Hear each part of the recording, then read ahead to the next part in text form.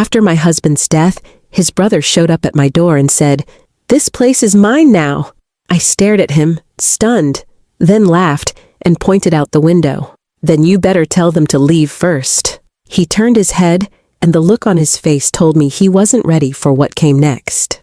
My name is Grace Holloway. I am 48 years old, a widow, and for more than 20 years this house has been my life. My husband Richard and I built every memory here, from raising our daughter Emily to planting apple trees in the backyard.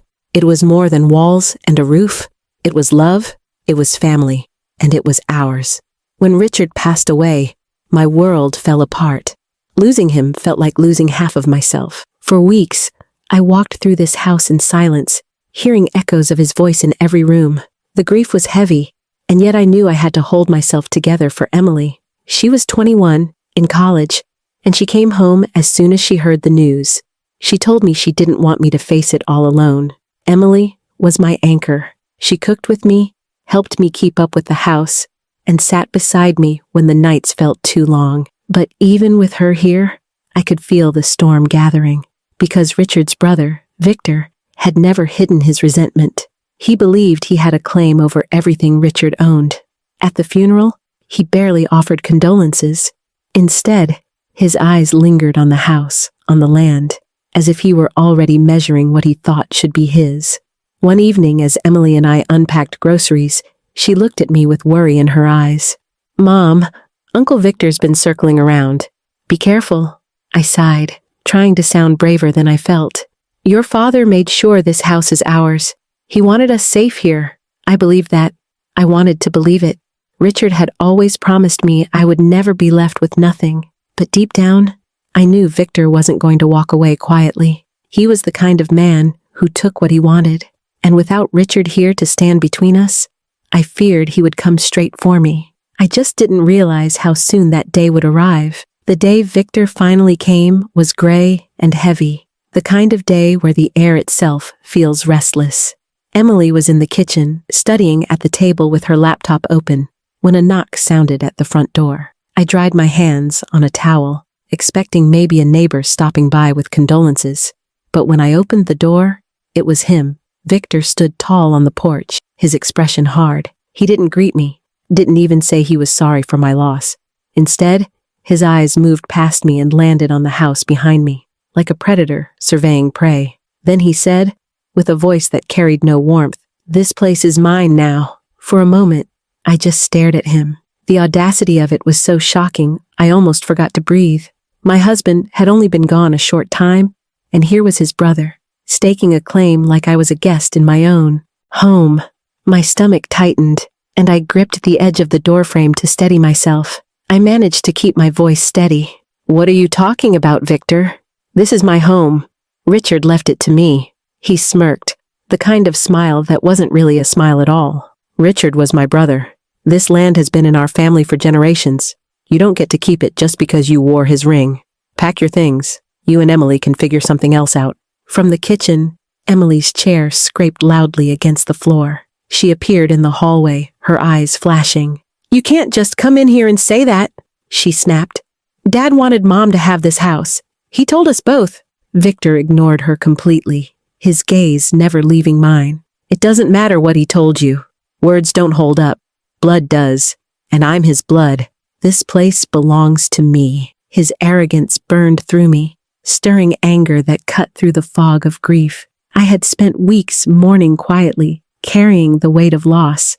But now I felt something else rising, resolve. "You may be his blood," I said firmly, "but you weren't the one here every day. You didn't sit by his side when he couldn't get out of bed. You didn't take care of him when his health was failing. This house wasn't just his, it was ours, and he made sure of that." Victor's jaw tightened. He stepped closer, lowering his voice as though he thought intimidation would win him the battle. "You can tell yourself whatever you want, Grace, but I know how this works. You've got nothing without him, and I'm not leaving without what's mine." I felt Emily's hand touch my arm, steadying me. Her voice shook with anger. "You should leave, Uncle Victor. Now." But he didn't move. He stood there like a shadow, filling the doorway with his entitlement. For years, I had felt his resentment. He resented Richard for marrying me, resented me for taking what he thought was his brother's loyalty, and now resented the idea that Richard's life had ended with me still standing. I swallowed hard, refusing to back down. You think I have nothing without Richard? You're wrong. He didn't leave me defenseless, Victor. He made sure Emily and I were secure, and I'm not going to let you or anyone else take that away from us.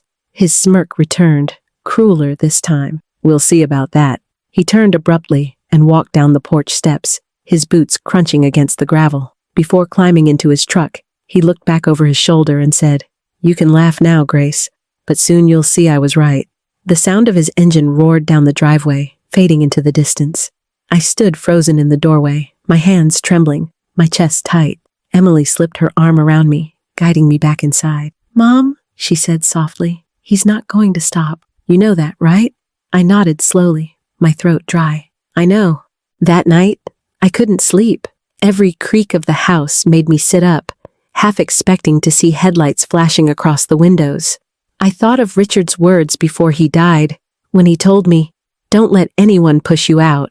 This is your home as much as it was mine." He had known this fight was coming, and now it was here. I walked through the house in the quiet hours of the night, touching the walls, the photographs, the old wooden banister worn smooth by years of use.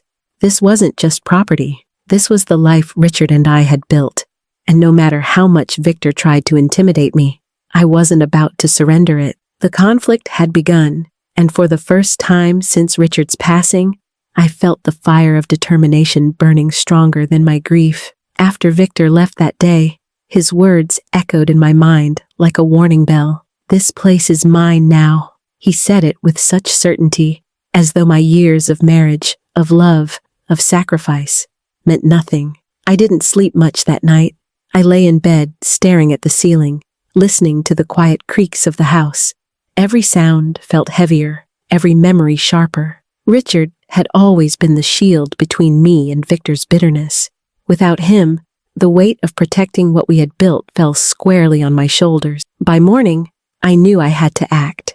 Grief had kept me still for too long, but Victor's visit made it clear. This wasn't just about mourning anymore. This was about survival, dignity, and defending the life Richard and I had built. I began with Richard's desk in the study. It still smelled faintly of cedar and old coffee, the way he left it. Drawers were stacked with old bills, notes scribbled in his careful handwriting, and little keepsakes he never threw away. I searched until my hands found the folder Richard had once mentioned to me in hushed tones. He had called it his safety net. Inside were copies of the deed updated just months before he passed. My name was right there, listed clearly as joint owner and surviving spouse. Alongside it was a notarized letter Richard had signed, leaving no room for doubt about his intentions. The house was mine, secured for me and Emily. Reading his words felt like hearing his voice again. He knew this day might come, and he had prepared me for it. "Grace," he had written in one note, "don't let anyone bully you into believing you don't belong here. This is your home as much as mine." I pressed the paper to my chest, tears sliding down my cheeks. His foresight gave me the courage I needed, but I also knew that documents alone might not stop Victor. He was the kind of man who relied on intimidation, who counted on people being too afraid to stand up to him. That meant I needed more than just paperwork. I needed strength, witnesses, and a plan. That evening, I sat at the kitchen table with Emily. She looked at me with worry, but also with a fire in her eyes that reminded me so much of her father. "Mom," she said quietly, "he's going to come back. We can't just sit and wait for him." I nodded. "I know. That's why we need to be ready." Together, we made calls. Not to lawyers yet, though I knew that step was coming, but to neighbors, people who had known Richard all his life, people who had seen firsthand the love and work we poured into this home. By the next afternoon, a few of them had promised to stop by if I needed them. They told me not to worry, that the community stood behind me. Their support wrapped around me like armor. The next few days were a blur of preparation. I placed Richard's documents in a safe place, ready to present them if needed. I spoke with Margaret, my sister, who promised to stand beside me no matter what, and I walked through the house again, not with fear this time, but with a quiet determination. Every corner, every photograph, every apple tree in the yard, reminded me of what was at stake. By the end of the week, I wasn't just waiting for Victor's return. I was expecting it. And I wasn't afraid anymore. I knew what I would say. I knew what I would show. And I knew that this time, he wouldn't catch me off guard. One evening, as Emily and I sat in the living room, she asked, "What are you going to do if he shows up again?" I looked at her, my heart both heavy and strong. I'm going to remind him that this house isn't his. And if he won't listen to me, he'll have to listen to everyone else who knows the truth. The turning point wasn't just about having papers or proof. It was about reclaiming my voice, my strength, and my place. For too long, Victor had assumed I was the weak one, the woman he could shove aside. But grief had carved something into me, a resilience I hadn't known I possessed. I no longer felt like the widow waiting to be told what was left for me. I felt like the wife Richard trusted, the mother Emily needed, and the woman who would stand her ground no matter what storm came through my door. So when Victor returned, and I knew he would, I was ready. This time, I wouldn't tremble. This time, I would fight back. The day Victor came back, the sky was clear, but my stomach churned like a storm was brewing. Emily and I had just finished breakfast when his truck pulled into the driveway. The crunch of tires on gravel sent a jolt through me, but I didn't flinch. I had been waiting for this. Emily stood up quickly. "Mom, it's him." "I know," I said, my voice steadier than I felt. "Stay close, but let me handle this."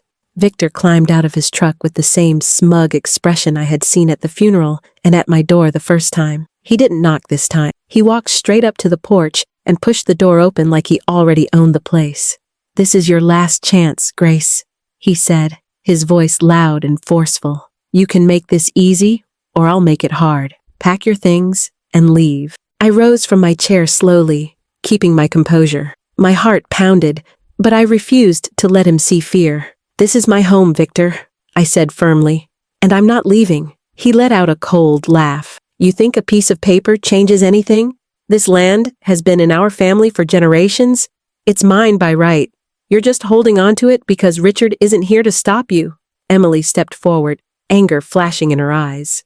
"You're wrong. Dad wanted Mom here. He told us himself." Victor waved her off. "Stay out of this, kid.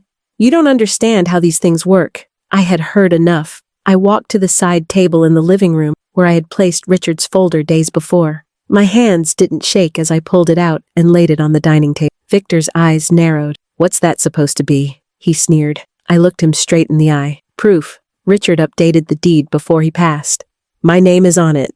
This house is legally mine, Victor. Every signature, every witness, every seal is here." I slid the papers across the table toward him. For the first time, his smirk faltered. He glanced down at the documents, but didn't touch them. His jaw tightened, his confidence cracking. "That's not possible," he muttered. "It's more than possible," I said, my voice growing stronger with every word. "It's reality. Richard knew you might try this. He knew you would come here with your entitlement and your greed. That's why he made sure Emily and I would be safe. You can't erase that, no matter how much you want to." As if on cue, the front door opened and two of our neighbors stepped inside. Margaret had asked them to be close by that morning, and their presence filled the room with quiet authority. They nodded at me, then looked at Victor with clear disapproval. Victor's face reddened. "You brought people here?" I folded my arms. "I wasn't going to let you bully me in private. Everyone here knows what Richard wanted. Everyone knows this house was ours." One neighbor, Mr. Lawson, spoke up. "Victor, you should leave. Richard talked about this many times. He wanted Grace here. He wanted Emily here. That's what he told all of us." Victor's eyes darted from the papers on the table to the people in the room. His arrogance had no footing anymore. He had counted on my silence, my fear, my loneliness. Instead, he was met with proof, with witnesses, with the undeniable truth of his brother's own words. His voice cracked with frustration. "This isn't over!" he shouted, slamming his fist against the doorframe. But I stood tall, unshaken. "Yes, Victor, it is. You don't get to decide my future. Richard already did." The room went silent except for his heavy breathing. Finally, he turned sharply, storming out the door and back to his truck. The engine roared as he sped away, gravel spraying behind him like sparks from a dying. I let out a long breath I hadn't realized I was holding. My legs felt weak, but my heart was steady. Emily came to my side, slipping her arm around me. "Mom," she whispered. "You did it." I hugged her tightly. "No, Emily," I said softly. "We did it. Your father did it too.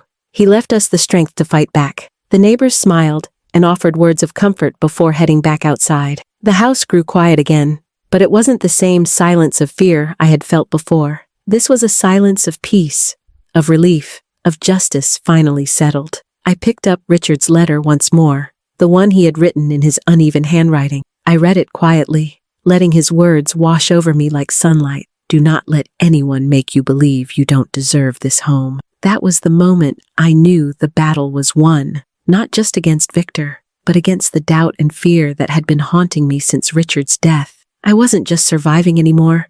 I was standing in my place, strong and unmovable. When Victor's truck finally disappeared down the road, the silence that followed felt different. It wasn't the suffocating silence of fear that had weighed on me for weeks. It was the kind of silence that comes after a storm, when the air is clearer and you can finally breathe. I stood in the doorway for a long time, staring at the gravel still unsettled on the driveway, listening to the echo of his anger fading away. For the first time since Richard's death, I felt steady. Emily was still holding my arm. She looked up at me with a mix of relief and pride. "Mom, I was so scared he'd try to take everything, but you didn't back down. You were amazing." I smiled faintly and brushed a strand of hair from her face. "I wasn't amazing," I told her. "I was just tired of letting fear win. Your father gave us this house, and he gave us his love. That was worth standing up for." That night, when the house was quiet again, I sat alone in the living room. The folder of documents lay on the table, Richard's letter resting neatly on top. I read it once more, my eyes tracing every shaky line of his handwriting. His words weren't just instructions, they were a gift. He had given me the strength I needed, even when he was gone. I whispered into the still air, "Thank you, Rich. You kept your..." The following days felt lighter. Neighbors dropped by to check in, offering smiles and reassurance. Mr. Lawson even brought over a basket of apples from his orchard. "Richard would be proud of how you stood your ground," he said. I thanked him with tears in my eyes. It wasn't just about winning against Victor. It was about knowing that others had seen the truth of our life and respected it. Emily stayed close, though I noticed the shift in her as well. She wasn't just my daughter anymore. She had become my partner in this fight. I watched her one evening, sitting at the kitchen table with her textbooks spread out, determination written across her face. She looked so much like her father in that moment that it made my heart ache, but it also made me proud. "Emily," I said quietly, "you've been stronger than me some days." She looked up, smiling softly. "I learned it from you, Mom." Those words settled into me like a warm blanket. Maybe grief had made me forget, but hearing her say it reminded me. I had always been stronger than I gave myself credit for. Weeks passed, and Victor didn't return. He didn't call, didn't send another threat. Part of me suspected he had finally realized he had no ground to stand on. Another part of me wondered if his pride simply couldn't take facing me again. Either way, his absence became its own form of peace. One afternoon, as I tended to the apple trees in the backyard, I thought about everything we had endured. Losing Richard had nearly broken me, and Victor's cruelty had almost crushed what was left. But instead, it forged something new inside me, a resilience I hadn't known was there. I wasn't just surviving anymore. I was living, even if living now meant carrying scars. Then one evening, as the sun dipped low and painted the house in golden light, a letter arrived in the mail. The envelope was addressed in handwriting I didn't recognize. I opened it carefully, and inside was a note signed by Victor's daughter, Anna. It read, "Aunt Grace, I'm sorry for what my father did. He has been bitter for years, and I know it caused pain. I'd like to come visit you and Emily. Maybe we can start again, not as rivals, but as family." I sat with that letter in my hands for a long time. A mix of emotions washed over me, relief, surprise, and a cautious hope. Family wounds run deep, but perhaps not all of them are beyond healing. Maybe Richard's legacy wasn't just about this house, but about leaving the door open for second chances. That night, I told Emily about the letter. Her eyes widened. "Do you think she means it?" "I think she does," I said. "And I think your father would want us to at least try." We both sat in silence for a moment, watching the light fade from the sky. For the first time in months, I didn't feel weighed down by grief or fear. Instead, I felt the beginnings of something else. Peace. The lesson I carried from all of it was simple, but powerful. People will try to take what isn't theirs. They will test your strength, exploit your grief, and hope you'll give in. But the truth has a way of holding firm, and love leaves a mark that greed cannot erase. Richard gave me this home, but more than that, he gave me the courage to defend it. And as I sat there with Emily by my side and Anna's letter in my hand, I knew we weren't just holding on to a house. We were holding on to a legacy of love, strength, and resilience.